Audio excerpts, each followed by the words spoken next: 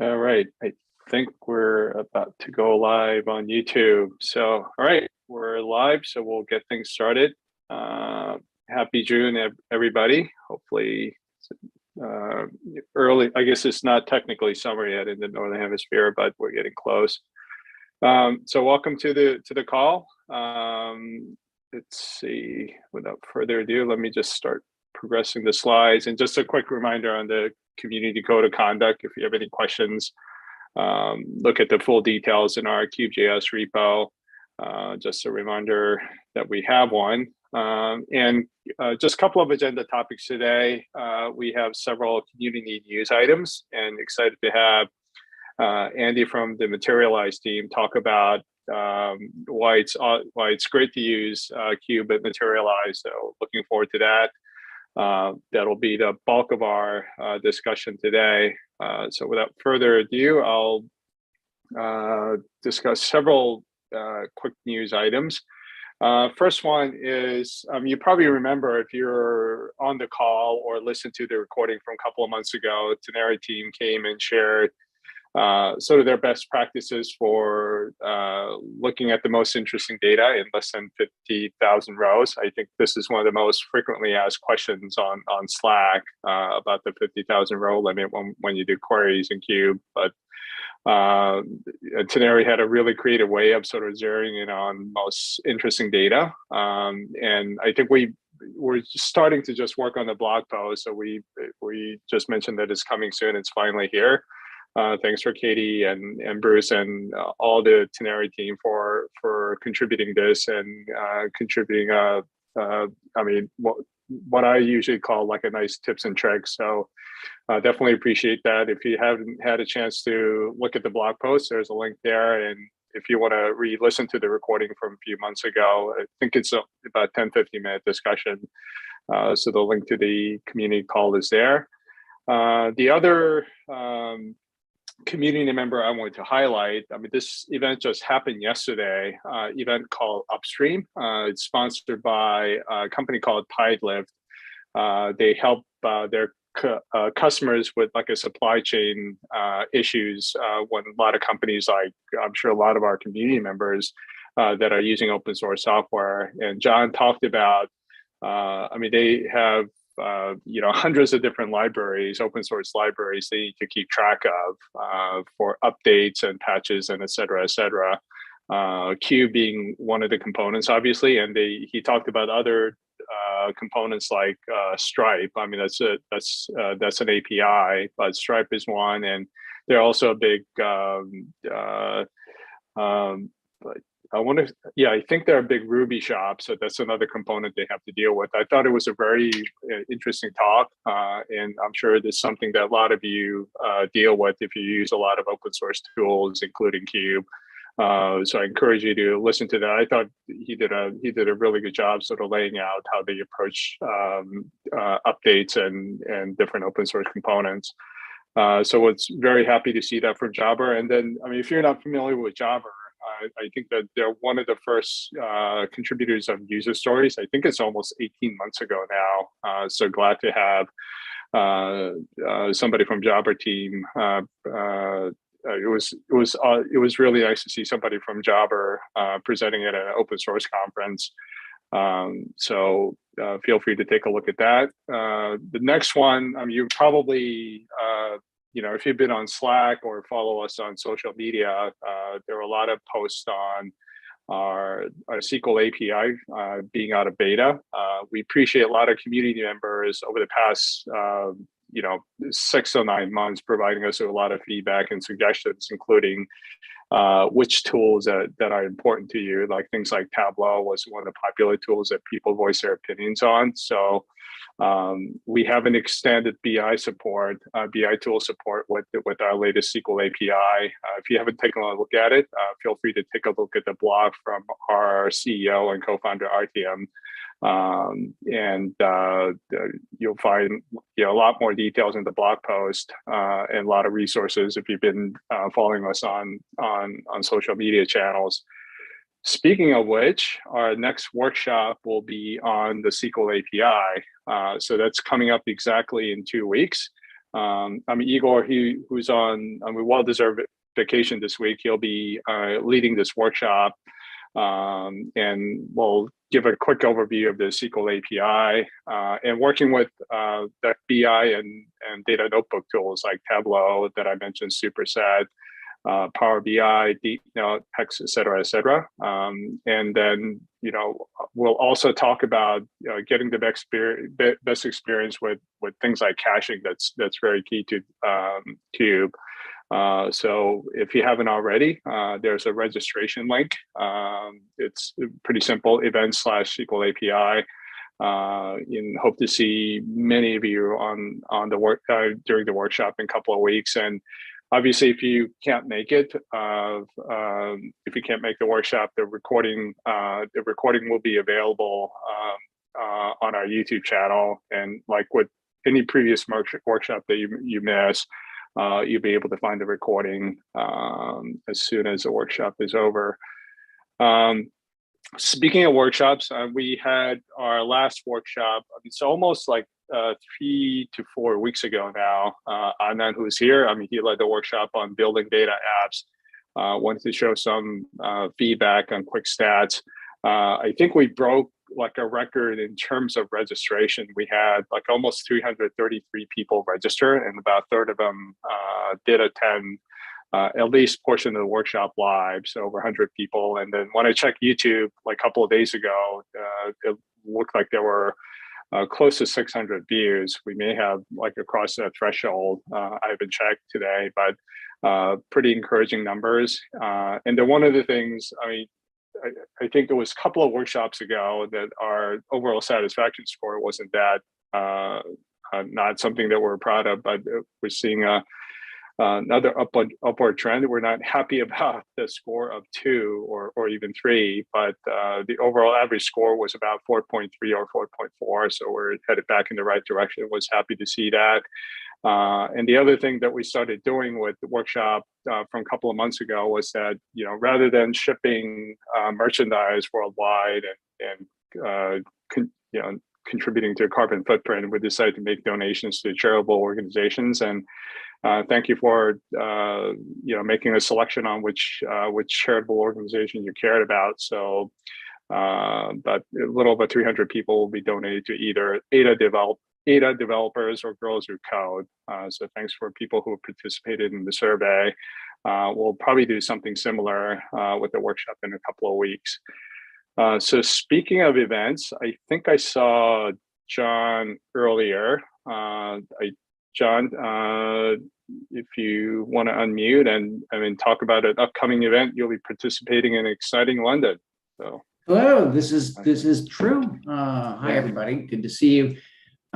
We are promoting an event in collaboration with Firebolt and a bunch of other exciting partners happening the 3rd week of July, which is to say about 2 weeks from yesterday, in Shoreditch. It's the Data Engineering Show on the road. We'll be talking about building terabyte-size data set-based data applications using tools including Cube. Registration is free, but we do ask for you to do it in advance. There's a link to that in the slide deck, and I'll also paste a copy of it into the comments for this chat so that you can register that way as well. We'd love to see you there. Cool. And there's also, I hope you don't mind, John, I added this to the slide. We have a social channel. We have a Slack channel called London.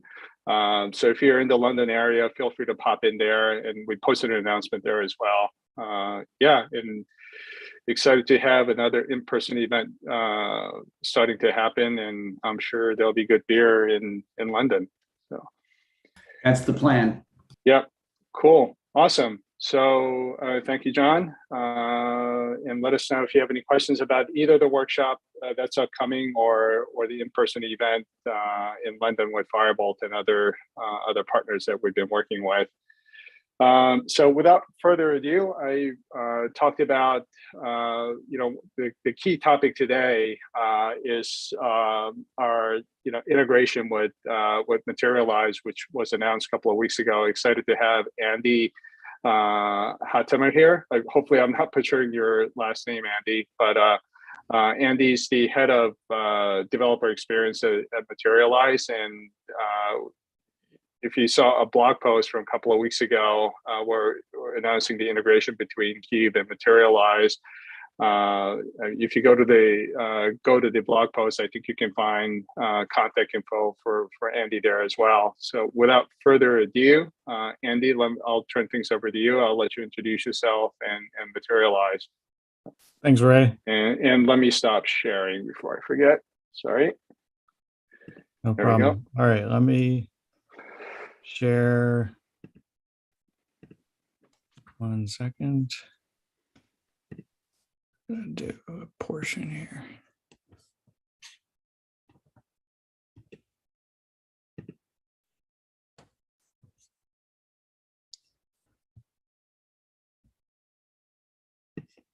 One second. I'm just trying to share the right part of my screen. Yep.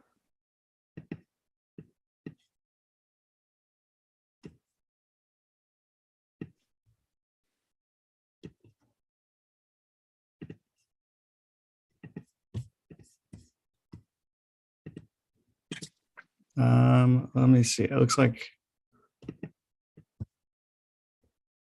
resume. I'm trying to share here, but I'm running. Hold on. Let me try that again. Okay. Might have I'm a regular Zoom user, so it's not that one Zoom error. Here we go. Can you see my screen now? Yep. All right, great. So thanks again for the intro. My name is Andy Hattemer. I'm the head of developer experience at Materialize. In past experience, I've done application development and accidentally became a Looker power user. And I was very excited when I first found Cube because I had run into all of these limits trying to like overuse Looker and build more automation outside of it, and this was Cube was solving all of the exact problems I had run into. So now I'm at Materialize. I can give a quick intro of what is Materialize because it's a relatively new technology and it's not quite fitting in one category, but we call Materialize a Postgres compatible streaming database, and our goal is to make it easy and simple to build real-time data applications. And our focus is really on bringing stream processing capabilities into the world of developers who are mainly hoping to work with databases and familiar with databases. So we are a Postgres database wrapped around a stream processor, and with that we hope to make it easier to use and also powerful. We're handling the full SQL syntax, complex joins, transformations, and aggregations.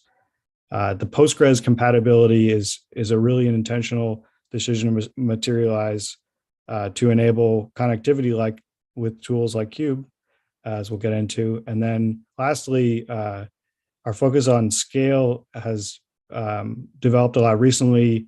We originally built Materialize as a single binary architecture in Rust and focused on making that really performant.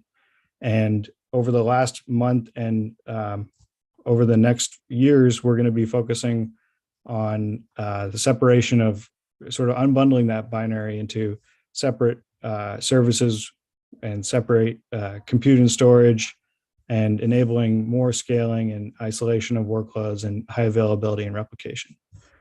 So I still didn't really explain like streaming database, what does that actually mean? And to explain that, I'll talk about how it's different than the traditional database model. So whether you're talking about transactional databases like Postgres or OLAP like Snowflake, the query model and where the work happens is all the same, where the computation happens on the reads. So you send a SQL query, maybe it's pretty complicated. The query engine optimizes and plans, creates a plan, and then goes and scans through indexes and columns and calculates a result. And this way of databases working is pretty fundamental, and it impacts all of how software architecture works today. If you think about the reason Cube has such a sophisticated caching layer is to minimize the number of reads that go back to these upstream databases.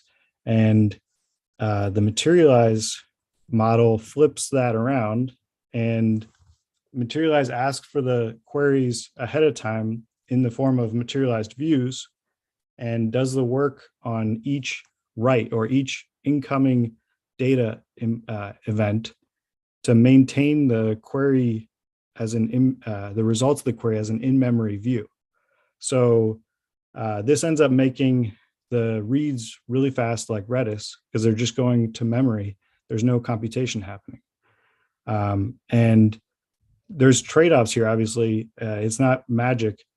You're not going to be as fast for ad hoc queries or exploration that you might do where you're creating a completely new query that the database has never seen before. But if you think about the types of queries that we're using that make up the most volume hitting databases, they're kind of ones that you know, or at least you can parameterize, and that's where Materialize really does well. And then how Materialize and Cube integrate is really just Materialize taking the place of the data warehouse or upstream database. And one other thing that Igor was talking to me about and pointed out that is notable is, I think before the Materialize integration, there wasn't a great way to get access to Kafka data in Cube. So if you have a bunch of data in Kafka and you want to materialize a view on top of that, that's where Materialize does really well, because if we go back to thinking about needing a source of all of these writes to incrementally maintain the results on, Kafka is a primary source for Materialize, where a lot of companies use it where they are streaming change data capture data from their database to Kafka to Materialize. And really any structured data in Kafka, you can write SQL on and then get access to that in Cube. And then why is this integration useful? I think of it like 3 phases of encountering a problem and then coming up with a solution in the evolution of how businesses are using data. Phase 1, modern data stack. Everyone knows that buzzword. The win there is that all of the teams in a business get access to join and query over data from throughout the entire business. But the problem is that teams fairly quickly want to do more with the data and hit the limits of their tooling and architecture. And then you get to the solution there, which I know Cube kind of came up with the category of unbundled business intelligence. I love that name. And they're solving all of the needs that I've run into, and I think a lot of teams run into with the modern data stack once they get to more mature usage, in terms of like taking the modeling out of the BI tool and providing really good APIs and caching and authentication. But now Cube solved all these problems and kind of shifted the heat back to the warehouse, where this batch model and the high latency based on how data is updated in warehouses has become more of an issue, because you're serving the data into automation and embedded analytics and internal tools. And that's where this integration is useful. I hate to make up another stack, but it's almost thinking of it like an active data stack, where when you swap Materialize in as the warehouse, Materialize solves that transform latency and adds reactivity, where now the data that Cube is working with is really the same as the data upstream in your application database and everywhere else. It's just the current state of your business data. So there's no getting tripped up with data from that Cube has access to being out of date or anything like that. So that sets the stage maybe for why this is a useful integration, and then I'll get right into a demo just to show how this works in practice. Okay, so I've got a link after in the Cube Slack. I've got a actually let me go first to the README here. I've got an example repo that has a Docker Compose setup with Materialize in a Docker container and Cube. So this was really Cube's Dockerized setup is really great for testing. Their cloud is even easier, but the just to be able to set up a local test environment was really nice. All that we're adding here for Cube is, the standard Docker setup. I've got some environment variables defined as well. And then Materialize, it's also fairly simple. But what is a little bit more, so I created a few more services upstream of Materialize to generate some interesting data. Mainly a MySQL database with some e-commerce data tables that are changing over time, like users, purchases, items, and then analytics events that are just synthetic page views. And all of this is streaming into Materialize via our ETL setup here is a tool called Debezium and Redpanda. Debezium is a change data capture tool that listens to the replication log of a database and turns that into Kafka events. And that's perfect for what Materialize works best with, which is that fast stream of writes or changes to the upstream data. And then we're defining SQL views in Materialize and working with them in Cube. So back in the repo, I'll start up. Let me make this a little bit bigger. So I'm going to start up the Docker containers. We've got quite a few just because we're also running the Debezium service. MySQL, Redpanda is a great Kafka replacement. It's much simpler and easier to operate, so I definitely recommend checking that out. Okay, so now it's up, and the first thing, so what's happening now is we've got the services up and we're streaming events into Redpanda, which is that Kafka replacement. And I've got a file with the SQL that I'm going to write in Materialize to sort of set up these base tables that we're going to work with in Cube.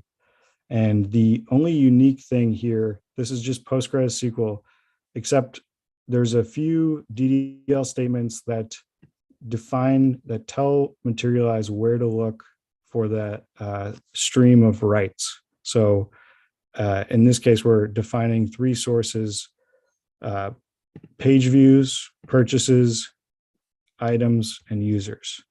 Oh, actually, sorry, and vendors. So what we're going to do is run those in Materialize, and we can actually do this. I mentioned it's Postgres compatible. We can do this with a standard pSQL command line statement. So we'll create those sources, and then we're going to create a couple of views, which I've also written here, that are just aggregations on all of this data. They're joining a bunch of the data together to create some useful looking aggregations. And we can actually see that Materialize is updating these views incrementally by just repeatedly running a select query just to confirm that it's working. Oops, let's see, I'm a little zoomed out here. And what you see here, so I just ran a select query and I put it into a watch command to rerun it every second.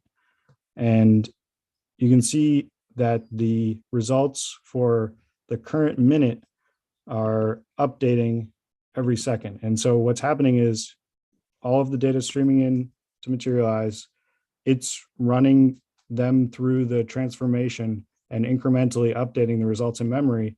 So repeatedly running a select statement every second is no problem, because it's almost like Redis, where it's just going to fetch it from a lookup in memory. And you can see that building up over time. So now let's switch over to the Cube playground, which is super useful. And let me make sure I'm okay. So I defined one schema file here, and the biggest unique thing about running Cube connected to Materialize is you can set what would be a pretty crazy refresh key on other databases of 1 second. And I think this is Cube best practice of, like, if you want no caching, you can set actually 1 second, because the Cube architecture, it's going to cache it every time either way, which is useful for other reasons. But the 1 second pretty much ensures that every query goes all the way back to Materialize, which is not a problem. And then we've got our normal measures and dimensions defined, and we can go over and run a query. It's actually saved one, which is great. Okay, so here I'm just running a query where I'm looking up information for a specific vendor, and you can see it will rerun, or it should rerun every time, right, where it's just getting the current state. There's not really any caching, or there's caching, but there's not really any time delay as a result of the caching. And yeah, it's fairly straightforward. The fact that Cube is open source and has a Postgres driver already meant that the integration was really a matter of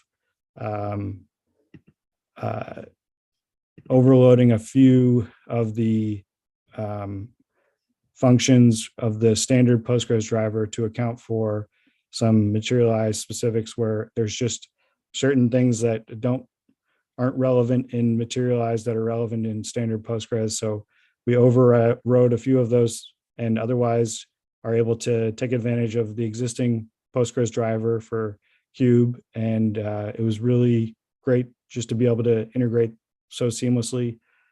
Pre-aggregations work as well. That one is an interesting one, where you can also set the 1 second refresh key for pre-aggregations, and it actually acts as a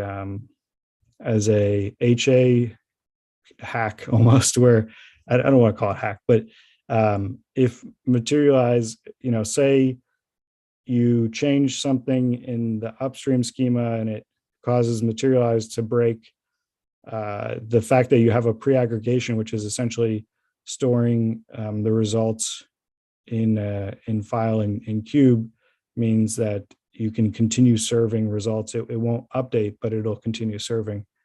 So that's really nice. And then I think some of the other things that Igor has mentioned that I'm really interested to check out that I haven't dug into yet are using WebSockets to fetch. If you're building an application that's taking advantage of the fact that you can now fetch updates very often from your database, you can use Cube's WebSocket integration to stream those more quickly to the client.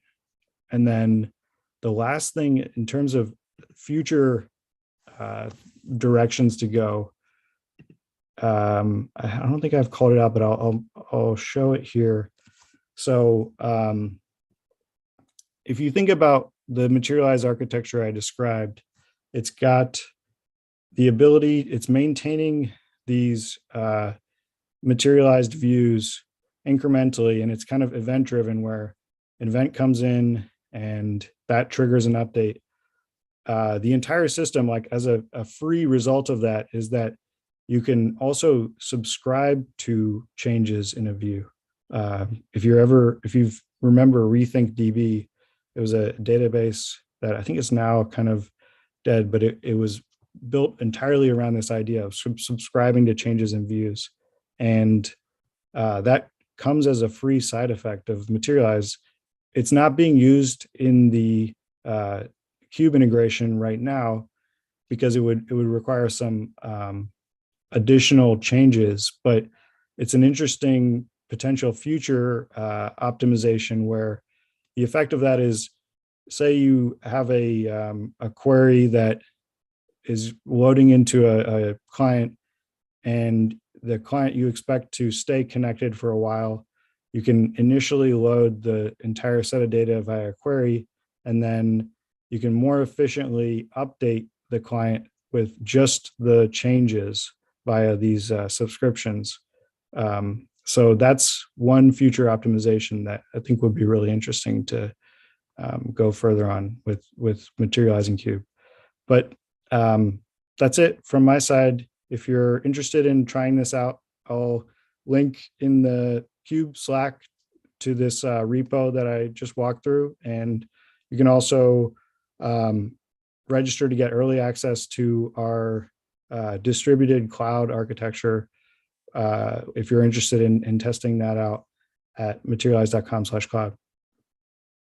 Cool. Thanks, Andy. It's nice to see two software like working together and almost complement each other as well. And if I remember correctly, I think Materialize, your software is also source available.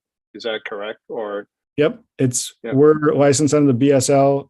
It's all public on GitHub, and it's free to check out. We're also you can run it in Docker locally, and then even with the cloud, it's not generally available yet, but we plan to have a free tier. Okay, cool, awesome, thank you. Any questions from the audience? Let me check at YouTube to make sure there aren't any questions posted. No questions. Cool. I guess we'll wrap things up a bit early. I mean, thanks again, Andy, for joining, and thanks for everyone else. Have a good rest of the month, and hopefully we'll see many of you during the SQL API workshop in a few weeks. And I'll hope you have a good